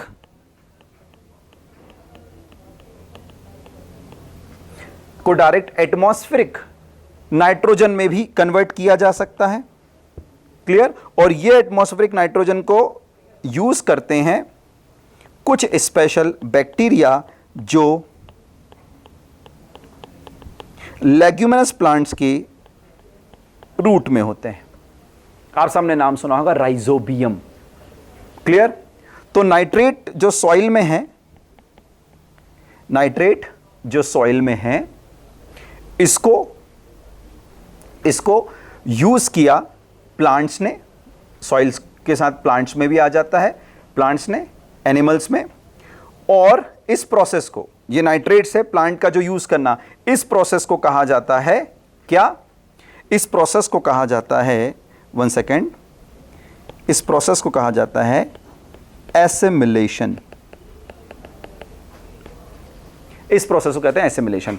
मतलब एटमॉस्फेयर से जो नाइट्रोजन लाइटनिंग के थ्रू नाइट्रेट में कन्वर्ट हुई, उस नाइट्रेट को सॉइल से ले लेते हैं प्लांट्स। इस प्रोसेस को कहते हैं एसिमिलेशन। एसिमिलेशन को अगर मैं एग्जांपल से समझाऊं तो assimilation, plant can absorb nitrate and form from the soil by their root hairs. वो अपने रूट हेयर से इस नाइट्रोजन को, नाइट्रेट को एब्जॉर्ब कर लेते हैं। वो नाइट्रोजन को डायरेक्ट एब्जॉर्ब नहीं कर सकते। क्लियर? ठीक है। अच्छा, इसके बाद ये प्लांट्स और ये एनिमल, जब दोनों की डेथ होती है, दोनों की डेथ हुई, ठीक है, इसको दोनों की डेथ हुई, तो दोनों की डेथ से डीकंपोजर, दोनों की डेथ हुई तो डीकंपोजर्स जो हैं, जो माइक्रो ऑर्गेनिज्म हैं, वो प्लांट की डेथ हुई, प्लांट की लीफ नीचे गिरी, या प्लांट की डेथ हुई, या एनिमल की डेथ हुई, या एनिमल ने कोई वेस्ट निकाला, उसको डीकंपोज करके उसे कन्वर्ट कर देते हैं अमोनिया में, उसे कन्वर्ट कर देते हैं अमोनिया में। क्लियर? ये जो राइजोबियम प्लांट है, इसने, ये राइजोबियम जो ये है, इसको अगर मैं समझाऊं तो ये क्या प्रोसेस है, इसको समझिए। क्या? देखो, ये अमोनिया का फॉर्मेशन डीकंपोजर तक का आपको समझ में आया, मैं राइजोबियम का बाद में लेकर आता हूं आपको। क्लियर? अब ये जो प्रोसेस है, क्लियर, जिस प्रोसेस में डीकंपोजर्स ने एनिमल और प्लांट की जो डेड बॉडीज थी उससे अमोनिया में कन्वर्जन किया, एनिमल प्लांट की डेड बॉडी कहो या फिर एनिमल का जो एक्सक्रीट वेस्ट होता है, उसमें भी नाइट्रोजन यूरिया वाला प्रोडक्ट होता है, उससे जो अमोनिया का कन्वर्जन किया, इस प्रोसेस को कहा जाता है, बोर्ड पर देखो, इस प्रोसेस को कहा जाता है अमोनिफिकेशन। तो एक प्रोसेस हो गई एसिमिलेशन, एक प्रोसेस हो गई अमोनिफिकेशन। अमोनिफिकेशन क्या है? When a plant or animal dies or any animal expels waste, bacteria fungus convert the organic nitrogen within the remain back into ammonia, NH4। ये हो गई प्रोसेस अमोनिफिकेशन की। Clear? Done. अब ये वाली process है। अब इस अमोनिया से मैं राइजोबियम का जो पॉइंट है वो आपको बाद में क्लियर करता हूं। इस अमोनिया से कन्वर्ट करा जाता है फिर नाइट्रेट आयन NO2। अब ऊपर है NO3, ध्यान से देखना बच्चों, कंफ्यूज मत होना, ये है NO3 नेगेटिव और ये है NO2 नेगेटिव। इसे हमने नाम दिया था नाइट्रेट, NO3 नेगेटिव को नाम दिया था नाइट्रेट, इसे नाम दिया जाएगा नाइट्राइट्स। तो अमोनिया का नाइट्राइट्स में कन्वर्ट होना कहलाता है नाइट्रिफिकेशन। नाइट्रिफिकेशन, अमोनिया का नाइट्राइट में कन्वर्ट होना कहलाता है नाइट्रिफिकेशन। फिर ये नाइट्राइट NO2 नेगेटिव ये कन्वर्ट होता है NO3 नेगेटिव में। NO2 कन्वर्ट होता है, ओके, NO3 नेगेटिव में। कैसे होता है ये भी आपको समझाऊंगा, अभी मैं सिर्फ प्रोसेस बता रहा हूं। फिर ये NO3 वापस कन्वर्ट होता है एटमॉस्फेरिक N2 में, एटमॉस्फेरिक नाइट्रोजन में। इस प्रोसेस को कहा जाता है डी नाइट्री, वन सेकेंड,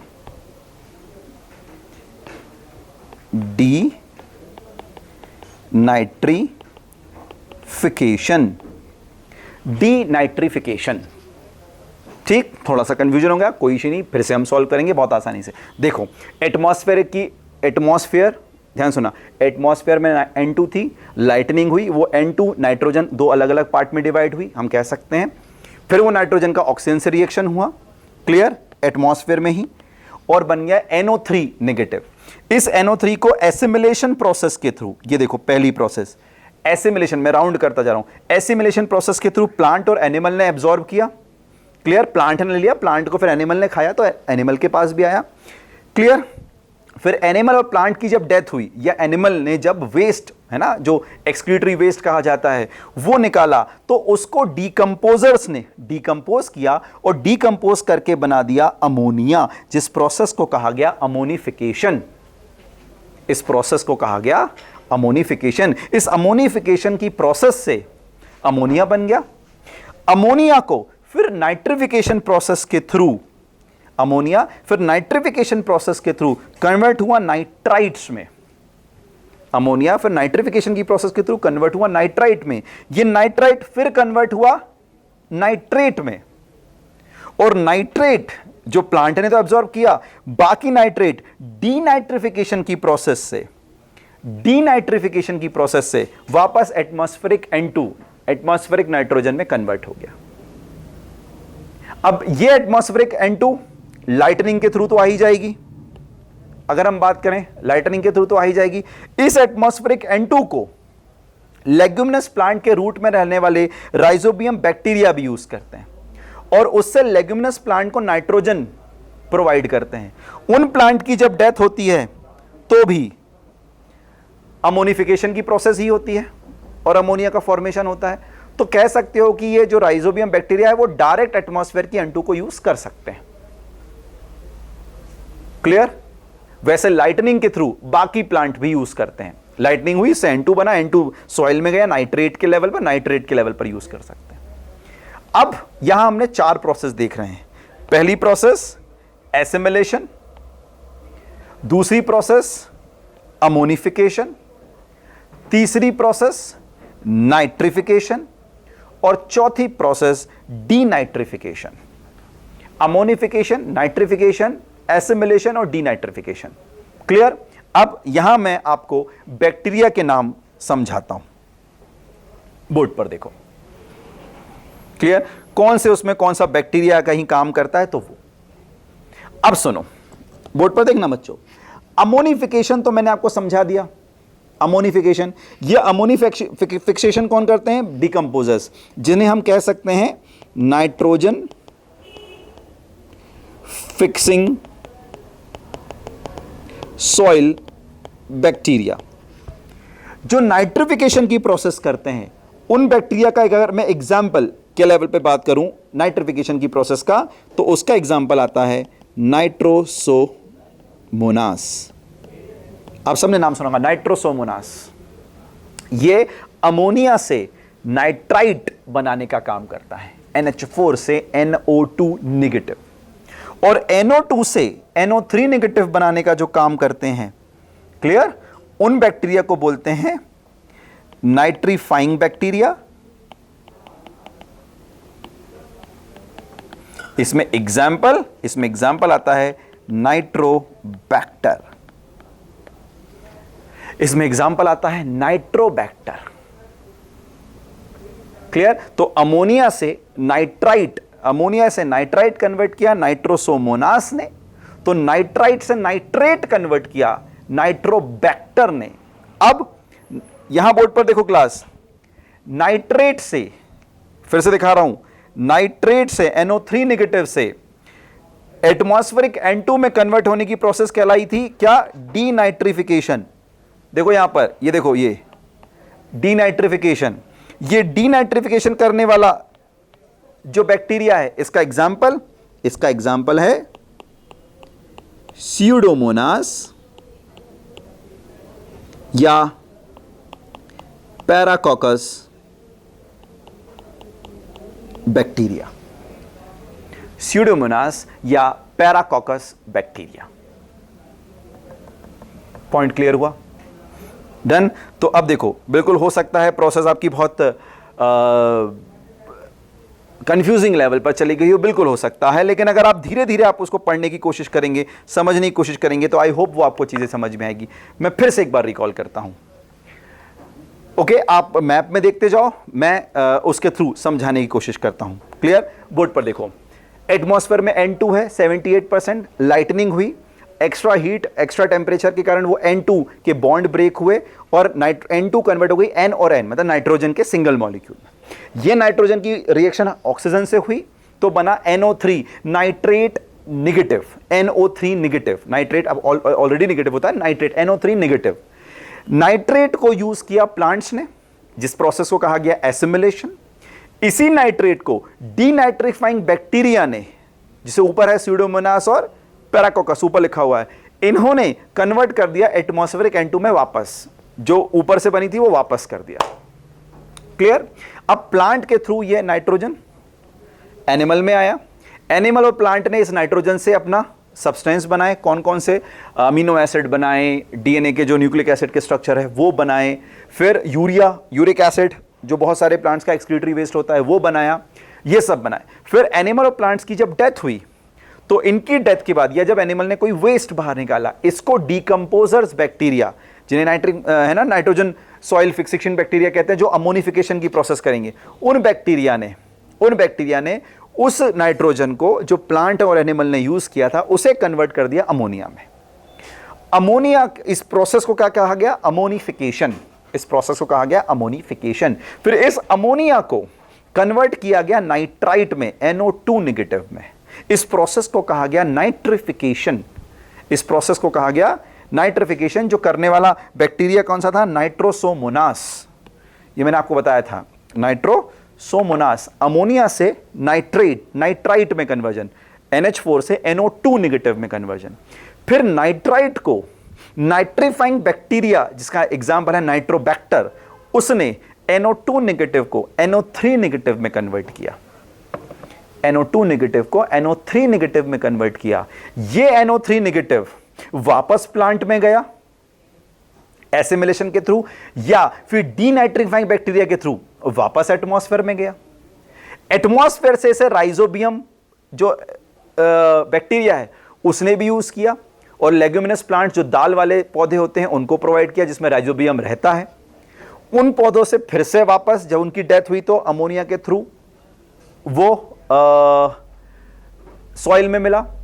समझ में आया? तो आप देखिए कि नाइट्रोजन कैसे कन्वर्ट हो रहा है। अगर नाइट्रोजन लाइटनिंग के थ्रू तो नीचे आ गया, वो तो एक नॉर्मल लेवल की चीज है, पर अगर आप देखो तो प्लांट्स में बना, एसिमिलेशन के थ्रू प्लांट में आया, प्लांट से एनिमल में गया, दोनों की डेथ हुई, डीकंपोजर ने अमोनिया बनाया, अमोनिया से नाइट्राइट बना, नाइट्राइट से नाइट्रेट बना, नाइट्रेट से वापस एसिमिलेशन, फिर एसिमिलेशन से फिर प्लांट को मिला, प्लांट से एनिमल को मिला, दोनों की डेथ हुई, वेस्ट, उससे डीकंपोज हुआ, डीकंपोज से अमोनिया बना, अमोनिया से फिर नाइट्राइट बना, नाइट्राइट से फिर नाइट्रेट बना, नाइट्रेट से फिर एसिमिलेशन, और ये प्रोसेस कंटिन्यू चलती जा रही है।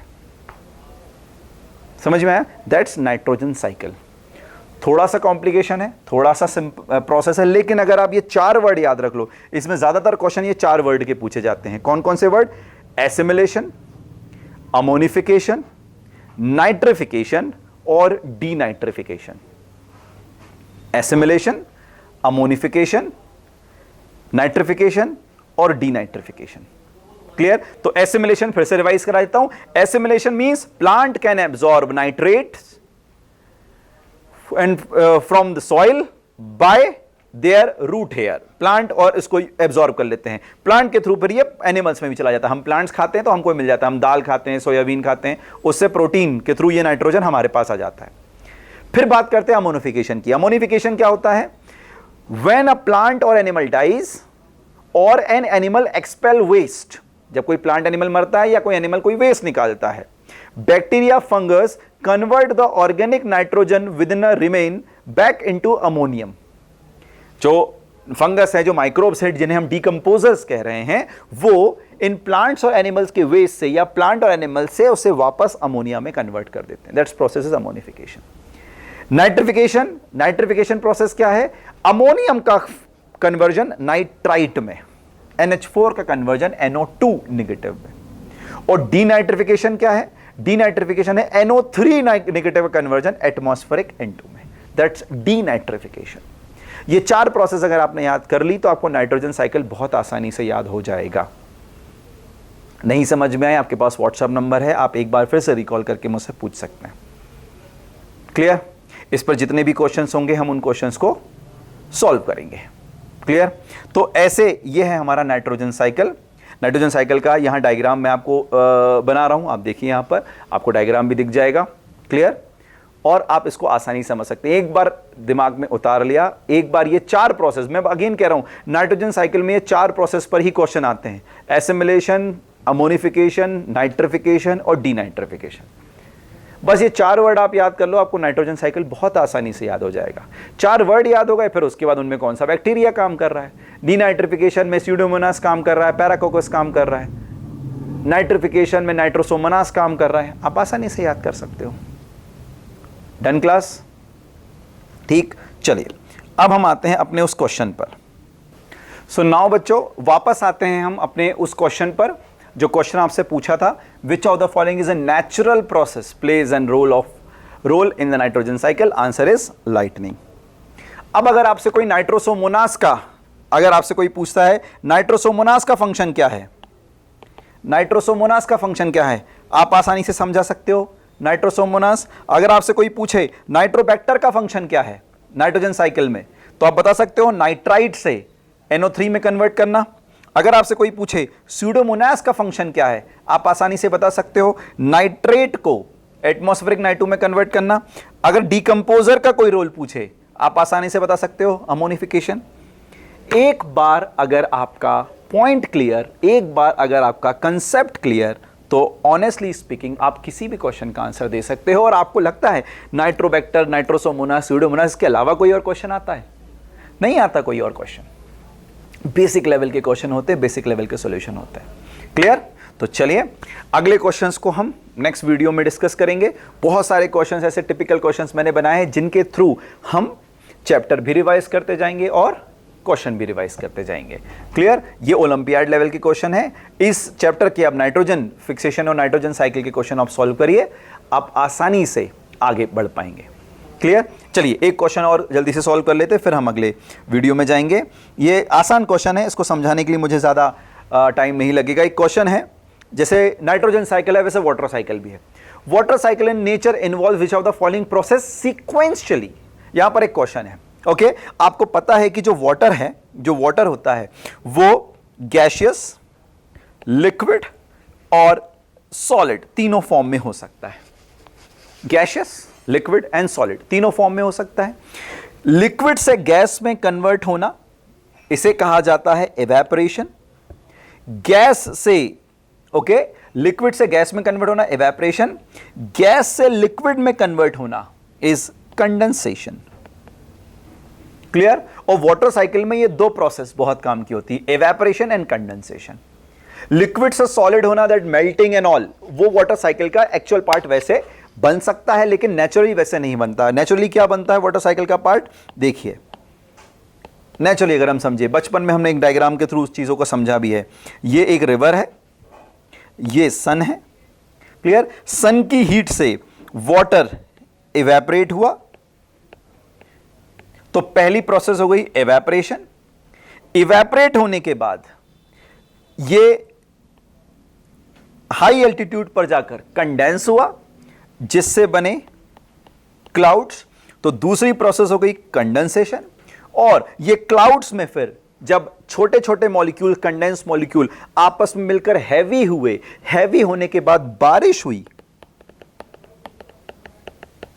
तो यह कहलाया प्रेसिपिटेशन। इवेपोरेशन, कंडेंसेशन, प्रेसिपिटेशन, यह है सही सीक्वेंस वाटर साइकिल का। तो आंसर अगर पूछा जाए तो आंसर आएगा C, evaporation, condensation and precipitation. Clear? बहुत इजी है। वाटर साइकिल समझाने के लिए कोई जरूरत नहीं, बचपन से हम वाटर साइकिल की चीजें पढ़ते आ रहे हैं। बट नाइट्रोजन साइकिल टिपिकल है। नहीं नाइट्रोजन साइकिल समझ में आए, आपके पास व्हाट्सएप नंबर है, एक बार और कॉल कर सकते हैं। अगले क्वेश्चंस को हम अगले वीडियो में डिस्कस करेंगे। Okay, thank you so much.